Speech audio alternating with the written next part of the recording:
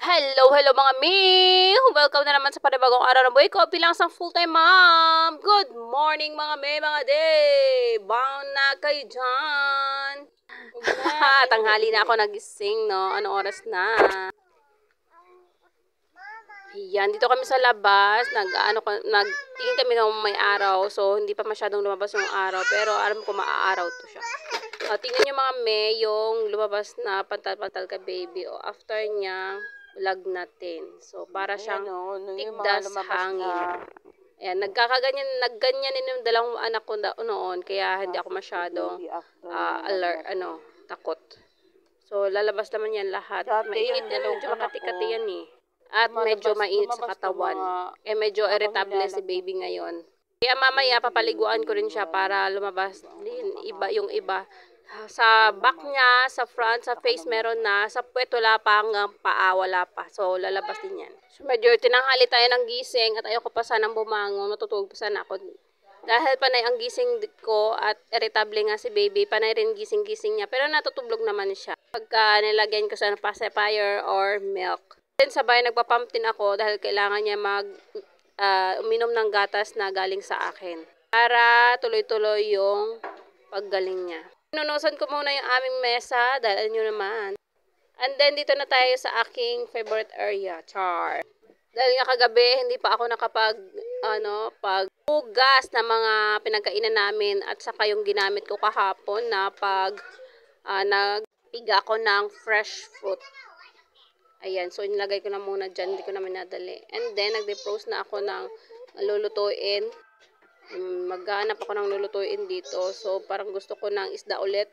Mag-isda ako, pritong isda. And then, alam niyo, may natira pa akong lechon pa talaga. So, kailangan na nating lutuin yan bago abutan ng next year, char. Yan yung ating isda. At eto si Ate Pauline, nakita niya yung bukas yung fridge ay alam mo, dudukutin na naman siya. Naabot niya dyan yung mga ice pop or ano pa man yung ice candy. Sabi ko wala ng ice candy. At dito naman ay kailangan ko ng labhan yung mga damit ng dalawang bata. Pinagsasabay ko na ngayon yung damit ni Ate Polly at ni Blaze. Kasi pag sinasabay ko yung mga damit sa pagpapalaundry kasama yung damit ni Ate Polly ay hindi nakukuha yung mancha. So kailangan talagang kusutin muna. So washing ko muna saglit at sabay kusutin ko yung mga damit ng mga bata. So, dumadami na kasi kailangan ng labhan. At na-stress na naman ako dito dahil nga ang dumi-dumi na naman dito banda sa aking laundry area.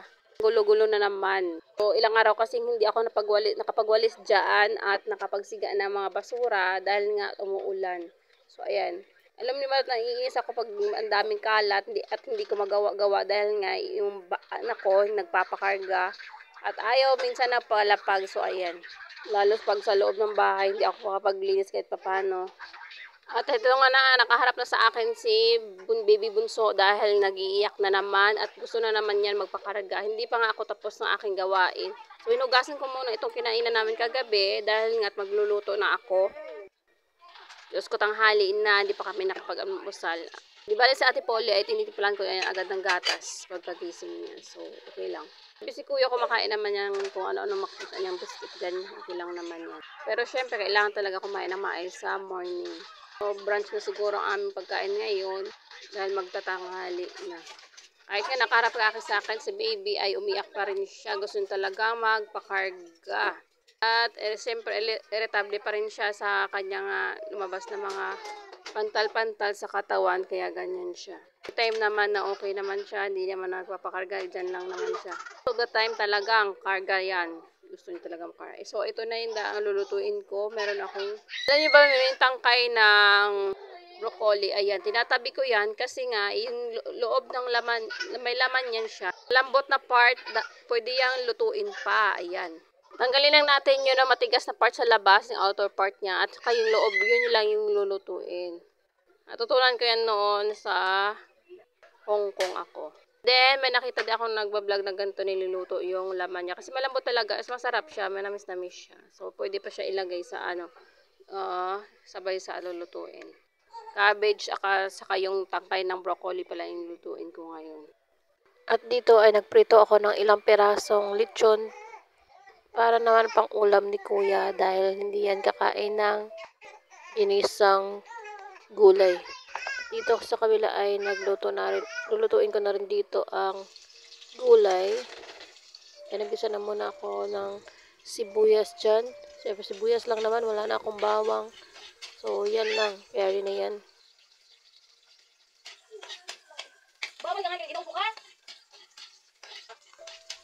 After ng sibuyas, ay ilagay na natin ang ating lechon na frozen. Last na lang naman na ito, wala na, ubos na. So, kailangan din nating lutuin yan. Timpla na natin, paminta at saka asin. Ayan, kunting halo-halo lang natin yan para maluto. Para na ma-mix yung mga ingredients na nilagay natin, yung paminta, asin. And then, ilagay na natin yung ating gulay na repolyo at saka yung tangkay ng broccoli.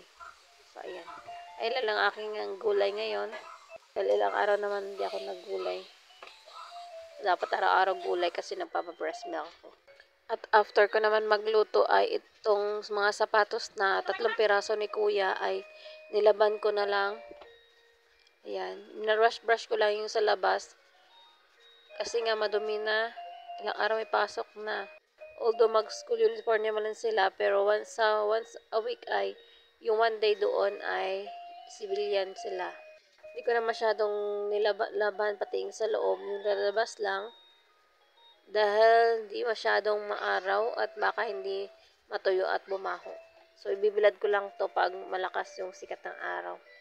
Hindi na pala ako na bumili ng bagong sapatos pa kay Kuya kasi sayang yung mga sapatos niya dito, ang dami yung sapatos. So, yun na lang gamitin niya hanggang di pa naman nasisira. So, ayan. Mamurahin lang naman yan. Mga sapatos ko, yan din ako bumibili ng mas mamahalin dahil mabilis lang naman niya kakalakayan. At alam mo ba mga may ay size 36 na yan si Kuya. 35, 36 na kanyang sapatos. O, diba? Grade 2 pa lang yan siya. Pagkatapos nga ng sa mga sapatos ni Kuya ay binalikan ko na dito yung mga damit na dalawang bata. Nakusot-kusot ko na ng konti yung iba hindi pa. So, ayan, kusot-kusutin na natin yan. At para makapagbanlaw na tayo dahil baka mag-iiyak na naman yung batang makulit. Ayan. At dito ay malapit na ako matapos. Minamadali ko na lang din magbanlaw. Di ko na pinatay ang gripo dahil para mabilis matanggal yung sabon. Para tuloy-tuloy yung agos ng tubig. Hello, Mami! Ngayon pa lang ako mag-breakfast. Ang brunch na ito, alas 10 na. So, nakapagluto na ako ng isda. Then, oatmeal na lang ako and yung gulay na niluto ko kanina. Ayan. So, ayan yung food ko for today. And then, meron ako Milo. Yung dalawang bata tapos ako kumain. So, nakatapos ko lang maglaba. Hindi ko pa nasampay. Mamaya ko na lang sasampay yung aking labahin. Aking nilabahan. Ay, anak ko. And then, mamaya ko na rin papaliguan ito. Paliguan ko ulit. Kasi mga beti, dumubo sa kanya na pantal-pantal parang tigdas hangin. So, wala naman siyang lagat na. Yun ang huli lang tumubo naman. So, kain tayo.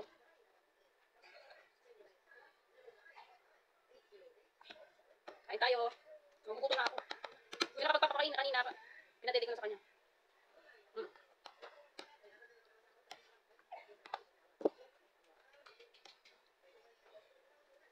Ika? Okay. Kaya? Si Paul. Okay. Okay daw. Sabi ko, eat siya. Sabi niya, okay. Okay. Ngiting-ngiting yung bata, oh. Diyan. Okay. Bye.